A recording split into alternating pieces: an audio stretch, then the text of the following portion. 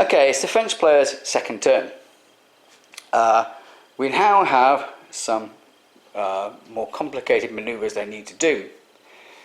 Here at the extreme end of the French line, the French cavalry is going to have to cross this stream. This stream is a normal stream, and so it requires an action test to cross it. So the cavalry will be moving that distance, and they'll need to take an action test to cross there. So they move up until the stream like so. Then they take the action test. They've passed. They may continue their movement to here, like so.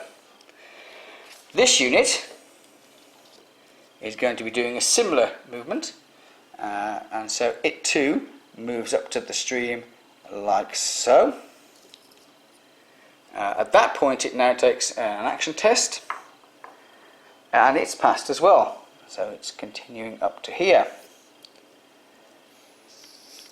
This unit does not have the stream to negotiate, but it is under artillery fire from the Allied artillery there, so it must take an action test for being under artillery fire, for being bombarded. It's failed.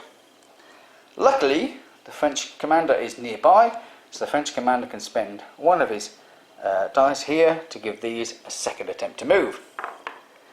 They've passed, so they can move up and join with them. Maintain that. I will move these in shortly. Meanwhile, the infantry is now not being bombarded, and so they can all make a move forward, like so. Okay.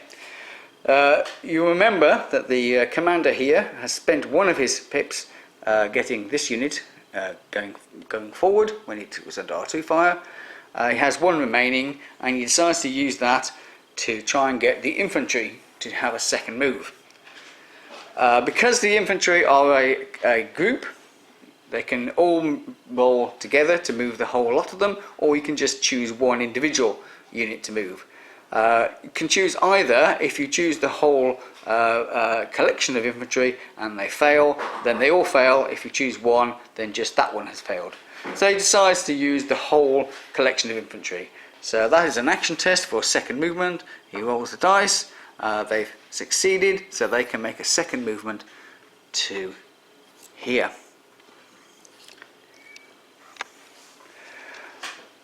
The rest of the army will move up. I'll do that when I stop filming. So the only thing that remains is for the French artillery to decide who they're going to target in their next phase. Again, this is not likely to do too much damage, but of course now they can see that the cavalry over here have moved. He might want to again target that.